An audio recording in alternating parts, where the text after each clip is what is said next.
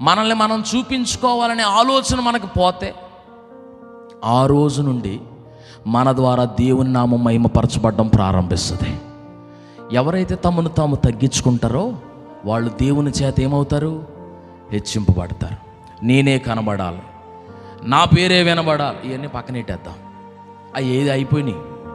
ఇక మీదట నేను కాదు, దేవుడే కనబడాలి, దేవుని పేరే వినబడాలి. ఆమె ఈ శ్లోకంలోకి వస్తే బాగుంటుంది కదా. నేనే కనబడాలి అన్నది పోవాలి. 2, నేనే నా మాటే వినబడాలి, ఇది కూడా పోవాలి. ఇప్పుడు ఏం రావాలి? దేవుని మాటే వినబడాలి. 2, దేవుడే కనబడాలి. హల్లెలూయా. నాలో నుంచి ఎవరు కనబడాలి? యేసయ్య. నాలో నుంచి ఎవరి స్వరం? యేసయ్య స్వరం. ఎక్కడ చూసినా యేసు యేసు యేసు యేసు ఈ మాటే మారుమ్రోగిపోతే ఆయన రాజ్యం